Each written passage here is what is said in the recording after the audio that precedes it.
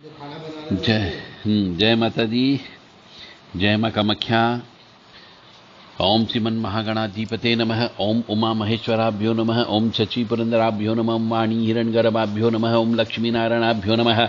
ओम कुल देवताभ्यो नमः। ओम इष्ट देवताभ्यो नमः। ओम ग्राम देवताभ्यो नमः। ओम स्थान देवताभ्यो नमः। ओम स्थापित देवताभ्यो नमः। ओम सर्वेभ्यो देवेभ्यो नमः। ओम सर्वेभ्यो तीर्थेभ्यो नमः। ओम सर्वेभ्यो ब्राह्मणेभ्यो नमः। ओम सर्वेभ्यो ऋषिभ्यो नमः। ओम सर्वेभ्यो सिद्धाय नमः। ओम नवग्रह देवताभ्यो नमः। ओम वास्तु देवताभ्यो नमः। ओम गुरुभ्यो नमः। ओम मातपितृ कमलेभ्यो नमः। ओम चतुष्षष्टि योगिनी देवेभ्यो नमः। ओम षोडश मातृका देवेभ्यो नमः। ओम सप्तघत मातृका देवेभ्यो नमः। ओम सप्त सागरेभ्यो नमः। ओम सप्त ऋषिभ्यो नमः।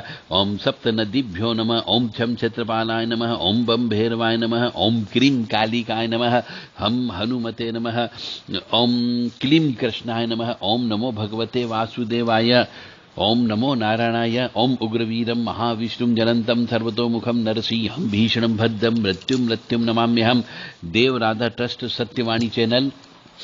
नवरात्रि में बहुत से मनुष्यों को बहुत सी शंका कुशंका प्रश्न होते हैं, तर्क वितर्क भी होते हैं। यदि किसी भी आप में से किसी भी धर्म प्रेमी बंधुओं को कोई भी शंका हो नवरात्रि के बारे में, तो आप देव राधा ट्रस्ट के जो व्हाट्सएप नंबर है उन पर आप संदेश देकर के अपने प्रश्न का उत्तर प्राप्त कर सकते हो। बहुत कुछ प्रश्नों का उत्तर तो मैं स्वयं दे देता हूं, क्योंकि कभी कभी ऐसी घटनाएं घटित हो जाती है जो अप्रत्याशित होती है। जैसे कि एक प्रश्न हमारे पास आया अभी सर्वप्रथम कि क्या भोजन करके भी हवन पूजन जप तप नवरात्रि में किया जा सकता है। इसका उत्तर यह है कि यदि मनुष्य अस्वस्थ हो, बीमार हो, वृद्ध व्यक्ति हो, बालक हो, या फिर भूखा रह ही नहीं सकता हो, तो अन्न खाकर के भी, फल फूल खाकर के भी, या फरियाल का कोई आइटम खा के, या दूध पी करके, या लस्सी पी करके भी आप आराम से जप भी कर सकते हो, पाठ भी कर सकते हो, हवन भी कर सकते हो। क्योंकि जब आपका शरीर स्वस्थ रहेगा तभी आप कोई भी पूजा पाठ करोगे तो ईश्वर से आपका तार जुड़ेगा। क्योंकि जो भी पूजन अर्चन किया जाता है उस समय फुल कंसंट्रेशन मनुष्य का होना चाहिए, पूर्ण रूप से तन मन धन से उस शक्ति के प्रति समर्पित भावना होनी चाहिए। यदि आपको भूख लग रही है, या आपका शरीर खराब हो रहा है, शुगर बढ़ रही है, या ब्लड प्रेशर बढ़ रहा है भूख की वजह से, तो आप भगवान का नाम सही तरीके से नहीं ले पाओगे। तो भगवान ये नहीं कहता कि तू बीमार रह करके या भूखे रह करके मेरा नाम ले।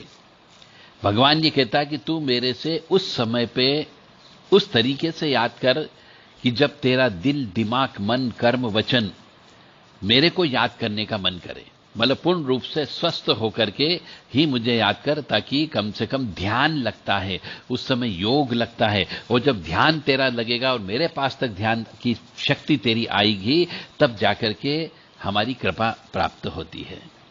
तो मनुष्य को यह कोई कंपलसरी नहीं है कि भूखे रह करके ही मां भगवती जगत जननी की सेवा करे। दूसरा प्रश्न यहां पे हमारे सामने अभी आया है कि नवरात्रि के बीच में यदि कोई स्त्री मासिक धर्म से हो जाती है तो क्या वो व्रत उपवास रखे या नहीं रखे। बड़ा विचित्र प्रश्न भी है, और अक्सर ये महिलाओं के साथ में हो जाता है। तो यदि नवरात्रि करते समय, यानी दीप प्रज्वलित कर दिया, अखंड दीपक आपने लगा दिए, कलश की स्थापना आपने कर दी, पूजन हवन पाठ जप तप आपके चल रहे हैं, और इसी नवरात्रि के 9 दिन के बीच में ही किसी भी दिन यदि स्त्री अशुद्ध हो जाती है, अशुद्धता का मतलब हो गया मासिक धर्म से हो जाना, रजस्वला से हो जाना, एमसी पीरियड से हो जाना, उसे अशुद्धता कहते हैं। तो यदि अशुद्ध हो जाती है तो वह स्त्री को पूजा पाठ नहीं करना है, मंदिर नहीं जाना है, और भगवती से संबंधित जो भी किताब होते हैं, ग्रंथ होते हैं, उनको भी हाथ नहीं लगाना चाहिए। जैसे कि दुर्गा सप्तशती हो गई, या फिर और कोई आरती की किताब हो गई, या फिर ये कह लीजिए श्री कोई पुराण हो सकता है। तो कोई भी पूजा पाठ की किताब के हाथ नहीं लगाना चाहिए। हां, इस अशुद्धता के दौरान आप व्रत उपवास कर सकती हो और माँ भगवती जगत जननी के जितने आपको यदि कोई मंत्र या श्लोक याद है तो उनका भी नाम ले सकती हो, क्योंकि नाम जो लिया जाता है उसमें कोई क्रिया नहीं होती है। हमारा शास्त्र ये कहता है कि यदि स्त्री मासिक धर्म से हो गई है तो वह सिर्फ मूर्ति को नहीं छू सकती है, पवित्र ग्रंथों को नहीं छू सकती है, मंदिरों में नहीं जा सकती है, जहां पर ज्वारे लगाते हैं वहां पर नहीं जाना चाहिए। तो ऐसी स्त्री को सिर्फ एक कमरे में बंद होकर के ज्यादा घुमाफिरी भी नहीं करनी चाहिए और मां भगवती का नाम स्मरण तो किया जा सकता है, उसके लिए कोई प्रतिबंध नहीं होता है। नवरात्रि के बीच में यदि कोई स्त्री अपवित्र हो जाती है, अशुद्ध हो जाती है, तो उस स्त्री को इस नवरात्रि में बाजार में भी नहीं जाना चाहिए, चौकी चौराहे पर जाकर के खड़े नहीं होना चाहिए, क्योंकि नवरात्रि में शक्ति संचार होता है।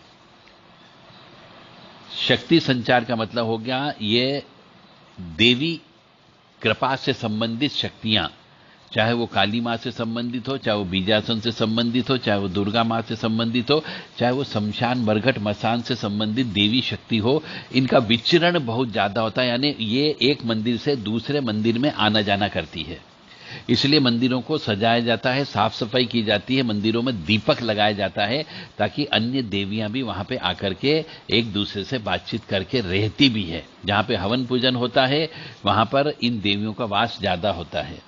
तो अशुद्ध अवस्था में स्त्री को घर के बाहर नहीं निकलना है इस नवरात्रि में विशेष तौर से, अन्यथा उनके ऊपर ऊपरी बाधा यानी नकारात्मक ऊर्जा का प्रभाव होने की संभावना होती है। उसके बाद में उनको ऑटोमेटिकली स्वतः तंत्र हो जाता है, यानी प्रेत लग जाता है।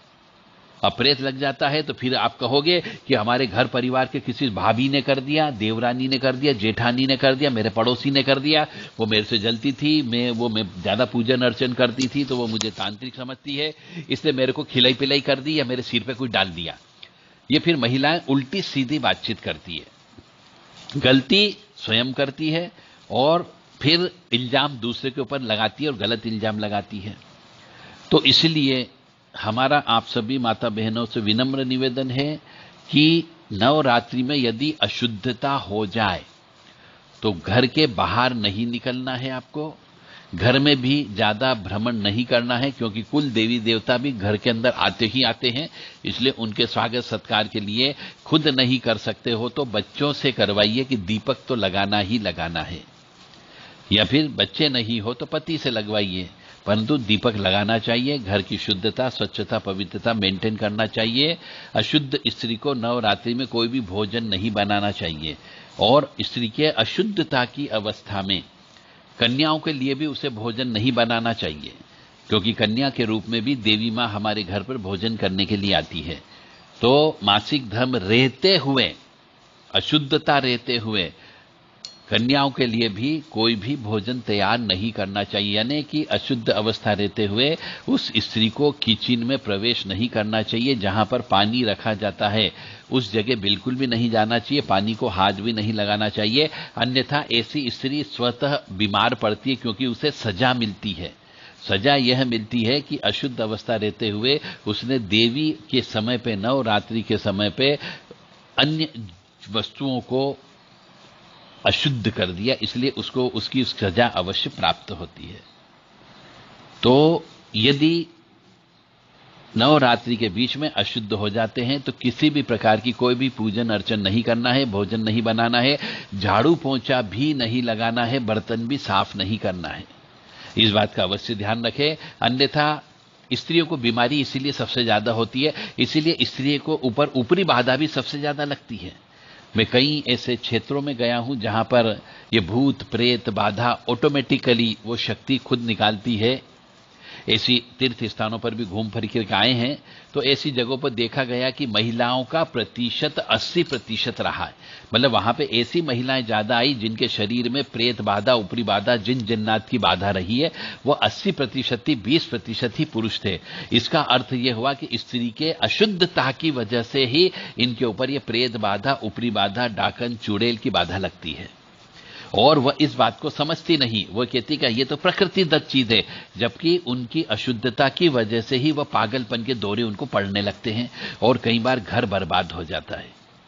और ऑटोमेटिकली होता है, क्योंकि आपने नवरात्रि के अंदर अशुद्ध अवस्था में यदि तिराहे चौराहे पर जाकर के खड़े हो गए, अशुद्ध अवस्था में यदि नदी के घाट पर जाकर के खड़े हो गए, अशुद्ध अवस्था में यदि आपने नदी तालाब में स्नान कर लिया, तो निश्चित तौर से आपको पागलपन के दौरे पड़ेंगे ही पड़ेंगे, कोई नहीं रोक सकता उसको, सजा अवश्य होगी। इसलिए अशुद्धता में घर के बाहर बिल्कुल ना निकले, झाड़ू पोंछा बिल्कुल भी न लगाए, बर्तन को बिल्कुल भी साफ नहीं करना है, खाना पीना भी नहीं बनाना है।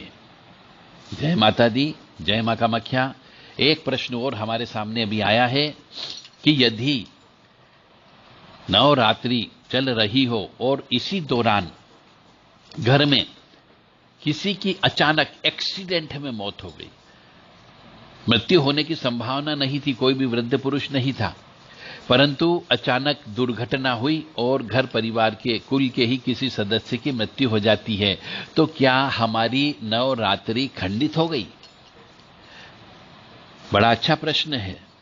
और ये भी बहुत से घरों में अक्सर हो जाया करता है कि नवरात्रि का अखंड दीपक की स्थापना की है, कलश की स्थापना की है, ज्वारे भी आपने लगाए हैं, खेत भी लगाया है, और 2-4 दिन 5 दिन होने के बाद में अचानक घर परिवार के किसी सदस्य की दुर्घटना में मृत्यु हो जाती है, तो उस अवस्था में आपकी पूजा खंडित हो गई यह मान लिया जाता है, आपको पूजा नहीं करनी चाहिए।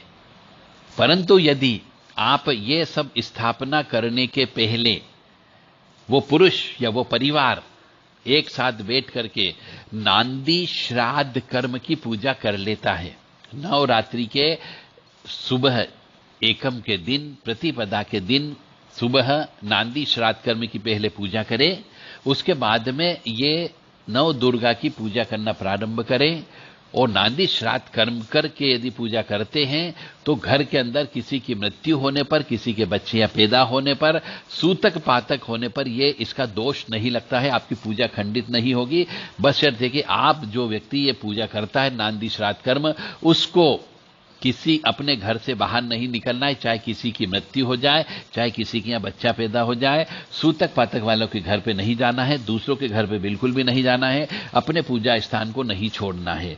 तो ऐसे मनुष्य को, ऐसे परिवार को सूतक पातक नहीं लगेगा यदि आप ये नांदी श्राद्ध कर्म की पूजा करने के बाद में यदि आप मां भगवती के ज्वारे लगाते हो, अखंड दीपक लगाते हो, कलश स्थापना करते हो, तो आपकी पूरी 9 दिन तक आपको पूजन अर्चन करने का पूरा अधिकार शास्त्रों में दिया गया है।